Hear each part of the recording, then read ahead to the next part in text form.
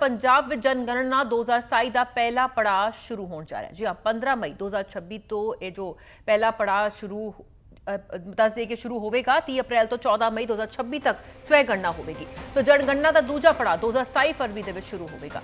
सो दस दे के इसकी हुण शुरुआत होएगी 15 मई 2026 तो जो पहला पड़ाव शुरू होएगा और 30 अप्रैल तो 14 मई तक 2026 तक स्वै गणना होगी। जनगणना का दूजा पड़ाव 2027 फरवरी के होगा शुरू।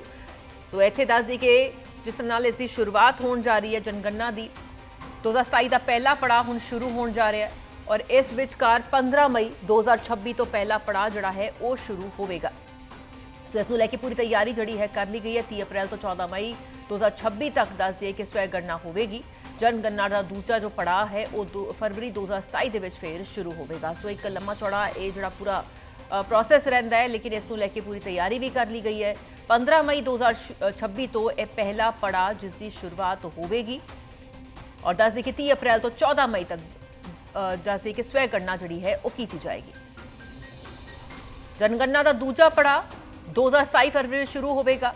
सो जनगणना 2027 के पहले पड़ाव घरां दे सूचीकरण बारे डिप्टी कमिश्नर ते नगर निगम कमिश्नर लिए मुख सकत्तर KP सिन्हा की अगवाई हेठ चंडीगढ़ विखे दस दी कि प्रेस कॉन्फ्रेंस जो कराई गई है। इस दौरान 15 मई 2026 तो 13 जून 2026 तक ये जनगणना करवाए जाने की गल कही गई है।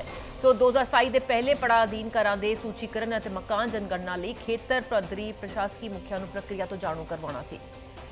तो दस दी कि इस कार्य दौरान घरां दे सूचीकरण ते स्वै गणना का बदल भी दिता जाएगा जो 30 अप्रैल 2026 तो 14 मई 2026 तक जनता लिए उपलब्ध होगा। जनगणना 2027 का दूजा पड़ाव फिर फरवरी 2027 के शुरू किया जाएगा।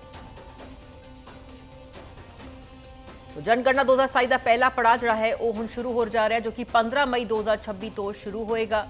सो इस कार्य दौरान घरां दे सूचीकरण दे स्वै गणना का बदल भी दिता जाएगा जो कि 30 अप्रैल 2026 तो 14 मई 2026 तक जनता लिए उपलब्ध होगा। सो जनगणना 2027 का दूजा पड़ाव फरवरी 2027 के फिर शुरू किया जाएगा। तो इस विचकार इसकी जी हुण शुरुआत की जाएगी पहले पड़ाव की और उस बाद दूजा पड़ाव 2027 फरवरी के होगा। सो पड़ाव दर जड़ा है जनगणना का जो काम होगा। सो इस नूं लैके पूरा लाम लश्कर उसकी ड्यूटी लगाई गई है, ताकीद जी है खास तौर पर की गई है और किस कदर इत्थे सारा दिलबाग दानिश साडे नाल जुड़ चुके ने। दिलबाग, जनगणना के पहले पड़ाव बारे जिहड़ा है खास तौर पर हुण शुरुआत होएगी 15 मई 2026 तो बिल्कुल पंजाब सरकार वालों जिहड़ा हैगा पंजाब के जिन्ने मकान ने घर ने उन्हां दी जिहड़ी है गणना की जा रही है। इस गणना के दौरान मकान किन्नी मंजिल दा, किन्ने कमरे ने, किन्ने बाय किन्ने च बनया होया है ते उस विच किन्ने लोग जिहड़े ने वो रह रहे ने, यानी कि किन्ने परिवार रह रहे ने। इस तरह दीयां जिहड़ियां जनगणना ने वो सारी मकान की गणना की जा रही है। ਇਹਦਾ ਸਿੱਧਾ ਫਾਇਦਾ ਜਿਹੜਾ ਹੈਗਾ ਆਉਣ ਵਾਲੇ ਟਾਈਮ ਦੇ ਵਿੱਚ ਜਦੋਂ ਸਰਕਾਰ ਦੀਆਂ ਯੋਜਨਾਵਾਂ ਲਾਗੂ ਹੋਣੀਆਂ ਨੇ ਜਾਂ ਟੈਕਸ ਜਿਹੜਾ ਹੈਗਾ ਹਾਊਸ ਟੈਕਸ ਜਿਹੜਾ ਇਕੱਠਾ ਕੀਤਾ ਜਾਂਦਾ ਉਹਦੇ ਵਿੱਚ ਫਾਇਦਾ ਹੋਵੇਗਾ। ਕਿਤੇ ਨਾ ਕਿਤੇ ਜਿਹੜਾ ਹੈਗਾ ਪੰਜਾਬ ਸਰਕਾਰ ਡਿਜੀਟਲਾਈਜੇਸ਼ਨ ਜਿਹੜੀ ਹੈਗੀ ਹੈ ਉਹ ਪੂਰੀ ਦੀ ਪੂਰੀ ਜਿਹੜਾ ਹੈਗਾ ਮਾਲੀਆ ਵਿਭਾਗ ਜਿਹੜਾ ਜਿਹਨੂੰ ਕਹਿੰਦੇ ਉਹਦਾ ਕਰਨ ਜਾ ਰਹੀ ਹੈ। ਉਹਦੇ ਨਾਲ ਰਜਿਸਟਰੀ ਕਰਵਾਉਣ 'ਚ ਵੀ ਫਾਇਦਾ ਹੋਵੇਗਾ। ਕੱਲ ਨੂੰ ਜਦੋਂ ਕਿਤੇ ਰਜਿਸਟਰੀਆਂ ਹੋਣੀਆਂ ਨੇ ਉਹਦੇ 'ਚ ਫਾਇਦਾ ਹੋਵੇਗਾ ਕਿਉਂਕਿ ਹਰ ਵਾਰ ਕੀ ਹੁੰਦਾ ਜਦੋਂ ਰਜਿਸਟਰੀ ਕਰਵਾਉਣੀ ਹੁੰਦੀ ਹੈ ਤੇ ਜਗ੍ਹਾ ਨੂੰ ਲੈ ਕੇ ਜਿਹੜਾ ਹੈ ਉਹ ਕਾਫੀ ਵਿਵਾਦ ਦੋਨਾਂ ਧਿਰਾਂ ਦੇ ਵਿੱਚ ਦੇਖਣ ਨੂੰ ਮਿਲਦਾ ਕਿ ਇਹ ਜਗ੍ਹਾ ਕਿੱਥੇ ਹੈ ਕਿੱਥੇ ਨਹੀਂ ਹੈ ਤੇ ਉਹਦਾ ਫਾਇਦਾ ਜਿਹੜਾ ਹੈਗਾ ਲੋਕਾਂ ਨੂੰ ਵੀ ਸਰਕਾਰ ਨੂੰ ਵੀ ਤੇ ਜਿਹੜਾ ਪ੍ਰਸ਼ਾਸनिक ਅਧਿਕਾਰੀ ਜਿਹੜੇ ਆਫਿਸ ਦੇ ਵਿੱਚ ਬੈਠੇ ਹੋਣਗੇ उन्होंने इहदा होने वाला रहता। बिल्कुल, और इस विचकार एक बड़ा लंबा प्रोसैस है और पड़ाव दे विच जिहड़ा है होएगा 15 मई तो पहले पड़ाव तहत शुरू होएगा और उस तो बाद फिर 2027 फरवरी दे विच दूजे पड़ाव तहत जनगणना की जाएगी।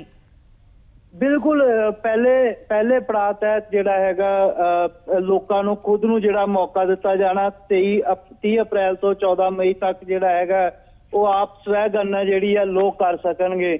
उन्होंने एक डिजिटल प्लेटफॉर्म दिता जाएगा, उत्थे वो अपने मकान की जानकारी, अपने जगह की जानकारी और की ਉਹਦੇ ਵਿੱਚ ਬਣਿਆ ਹੋਇਆ ਉਹਦੀ ਸਾਰੀ ਜਾਣਕਾਰੀ ਦੇ ਸਕਣਗੇ।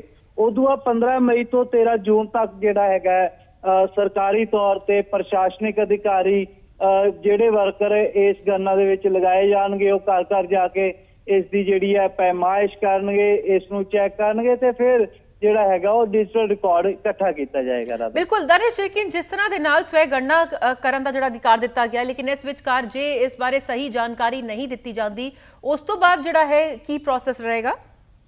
ਬਿਲਕੁਲ, ਜੇ ਕੋਈ ਬੰਦਾ ਇਸ ਦੀ ਸਹੀ ਜਾਣਕਾਰੀ ਨਹੀਂ ਦਿੰਦਾ, ਉਹ ਸਿੱਧਾ ਜਿਹੜਾ ਹੈਗਾ ਹਾਊਸ ਟੈਕਸ ਚੋਰੀ ਕਰਨ ਦੇ ਵਿੱਚ ਜਿਹੜਾ ਹੈਗਾ ਕਰਨ ਦੀ ਕੋਸ਼ਿਸ਼ ਕਰਨ ਲਈ ਇਸ ਤਰ੍ਹਾਂ ਕਰੇਗਾ। ਬਾਅਦ ਜਦੋਂ ਬਾਅਦ ਦੇ ਵਿੱਚ ਕਦੇ ਰਜਿਸਟਰੀ ਦੀ ਜ਼ਰੂਰਤ ਪੈਂਦੀ ਹੈ ਜਾਂ ਫਿਰ ਉਹਨੇ ਕੋਈ ਫਾਇਦਾ ਲੈਣਾ ਸਰਕਾਰ ਤੋਂ, ਤੇ ਜਦੋਂ ਉਹਦੀ ਜਾਣਕਾਰੀ ਜਾਂਚ ਕੀਤੀ ਜਾਏਗੀ ਤਾਂ ਉਸ ਵਿੱਚ ਉਹ ਫੜਿਆ ਜਾਏਗਾ ਤੇ ਫਿਰ ਉਸ ਤੇ ਕਾਰਵਾਈ ਵੀ ਹੋ ਸਕਦੀ ਹੈ। ਇਸ ਕਰਕੇ ਜ਼ਰੂਰੀ ਹੈ ਕਿ ਬਿਲਕੁਲ ਸਟੀਕ ਜਾਣਕਾਰੀ ਜਿਹੜੀ ਹੈਗੀ ਉਹ ਦਿੱਤੀ ਜਾਵੇ। ਸਮੇਂ-ਸਮੇਂ ਤੇ ਜਿਹੜਾ ਪ੍ਰਸ਼ਾਸਨਿਕ ਅਧਿਕਾਰੀ ਵੀ ਇਸ ਦੀ ਜਾਂਚ ਜਿਹੜੀ ਹੈ ਉਹ ਕਰਦੇ ਨਜ਼ਰ ਆਣਗੇ ਤਾਂ ਕਿ ਕਿਤੇ ਗੜਬੜੀ ਜਿਹੜੀ ਹੈਗੀ ਜਾਂ ਕੋਈ ਗਲਤ ਜਾਣਕਾਰੀ ਨਾ ਦਿੱਤੀ ਜਾਵੇ। ਬਿਲਕੁਲ, ਕਈ ਵਾਰ ਦਿਲਬਾਗ ਕਿਉਂਕਿ ਕਈ ਵਾਰ ਗਲਤ ਜਿਹੜੀ ਹੈ ਇਨਫੋਰਮੇਸ਼ਨ ਜਾਂ ਲੁਕੋਈ ਜਾਂਦੀ ਹੈ, ਪਰਮਿਸ਼ਨ ਨਹੀਂ ਲਈ ਜਾਂਦੀ ਹੈ, ਇਲੀਗਲ ਤਰੀਕੇ ਦੇ ਨਾਲ ਜਿਹੜੀ ਕੰਸਟਰਕਸ਼ਨ ਹੁੰਦੀ ਹੈ, ਸੋ ਅਜੇ ਵਿਚਕਾਰ ਉਸ ਤੇ ਬੜੀ ਵੱਡੀ ਰੋਕਥਾਮ ਲੱਗ ਪਾਏਗੀ। ਬਿਲਕੁਲ, ਇਹਦੇ 'ਚ ਇੱਕ ਹੋਰ ਅਹਿਮ ਜਿਹੜੀ ਤੁਸੀਂ ਗੱਲ ਜਾਣਕਾਰੀ ਦੇ ਰਹੇ ਹੋ ਕਿ ਬਹੁਤ ਸਾਰੇ ਜਿਹੜੇ ਘਰ ਨੇ ਉਹ ਨਕਸ਼ੇ ਤੋਂ ਅਲੱਗ ਤੋਂ ਬਣਾਏ ਜਾਂਦੇ ਨੇ। ਨਕਸ਼ਾ ਉਸਦਾ ਪਾਸ ਜਿਹੜਾ ਹੁੰਦਾ ਉਹ ਘੱਟ ਜਗ੍ਹਾ ਦਾ ਹੁੰਦਾ ਜਾਂ ਪਾਰਕਿੰਗ ਨਹੀਂ ਛੱਡੀ ਹੁੰਦੀ ਹੈ ਬਿਲਡਿੰਗਾਂ ਦੀ, ਤੇ ਉਸ ਨੂੰ ਜਿਹੜਾ ਹੈਗਾ ਨਕਸ਼ਾ ਪਾਸ ਕਰਵਾ ਲਿਆ ਜਾਂਦਾ ਪਾਰਕਿੰਗ ਕਹਿ ਕੇ। ਤਾਂ ਉਹਦੇ ਨਾਲ ਵੀ ਜਿਹੜਾ ਹੈਗਾ ਸਰਕਾਰ ਕੋਲ ਬਹੁਤ ਸਟੀਕ ਜਾਣਕਾਰੀ ਜਿਹੜੀ ਪ੍ਰਸ਼ਾਸਨ ਕੋਲੇ ਹੋਏਗੀ ਕਿ ਕਿਹੜੇ ਘਰ ਦਾ ਨਕਸ਼ਾ ਕਿੰਨਾ ਪਾਸ ਹੋਇਆ, ਕਿੰਨੀ ਜਗ੍ਹਾ ਉਹਨਾਂ ਵੱਲੋਂ ਪਾਰਕਿੰਗ ਵਾਸਤੇ ਛੱਡੀ ਜਾਣੀ ਸੀ, ਕਿੰਨੀ ਲਾਉਣ ਵਾਸਤੇ ਛੱਡੀ ਜਾਣੀ ਸੀ, ਜਾਂ ਕਿੰਨਾ ਉਹ ਜਿਹੜਾ ਹੈਗਾ ਘਰ ਦੀ ਛੱਤ ਜਿਹੜੀ ਹੈ ਉਹ ਛਤਾ ਕਰ ਸਕਦੇ ਸੀ। ਤਾਂ ਇਹਨਾਂ ਸਾਰੀਆਂ ਚੀਜ਼ਾਂ ਦੀ ਜਾਣਕਾਰੀ ਵੀ ਸਰਕਾਰ ਕੋਲੇ ਹੋਵੇਗੀ ਤੇ ਇਹਦੇ ਤੇ ਕਿਤੇ ਨਾ ਕਿਤੇ ਜਿਹੜੀ ਹੈ ਨਕੇਲ ਵੀ ਕਸੀ ਜਾਏਗੀ ਜਿਹੜੀਆਂ ਇਲੀਗਲ ਬਿਲਡਿੰਗ ਜਿਹੜੀਆਂ ਬਣਦੀਆਂ ਨੇ। ਜੀ ਬਹੁਤ ਬਹੁਤ ਸ਼ੁਕਰੀਆ ਦਿਲਬਾਗ, ਫਿਲਹਾਲ ਦੀ ਸਾਰੀ ਵਿਸਥਾਰ ਜਾਣਕਾਰੀ ਲਈ। ਸੋ ਜਨਗਣਨਾ ਦਾ ਇਹ ਹੁਣ ਪਹਿਲਾ ਪੜਾਅ ਸ਼ੁਰੂ ਹੋਏਗਾ ਔਰ ਉਸ ਤੋਂ ਬਾਅਦ ਦੂਜਾ ਪੜਾਅ 2027 ਫਰਵਰੀ ਵਿੱਚ ਹੋਵੇਗਾ ਔਰ ਜੇ ਵਿਚਕਾਰ ਸਵੈ ਗਣਨਾ ਦਾ ਜਿਹੜਾ ਅਧਿਕਾਰ ਮਿਲੇਗਾ, ਮੌਕਾ ਮਿਲੇਗਾ ਤਾਂ ਜੋ ਸਟੀਕ ਜਾਣਕਾਰੀ ਆਪਣੇ ਘਰਾਂ ਬਾਰੇ ਲੋਕ ਜਿਹੜੇ ਹੈ ਉਹ ਦੇ ਪਾਣ।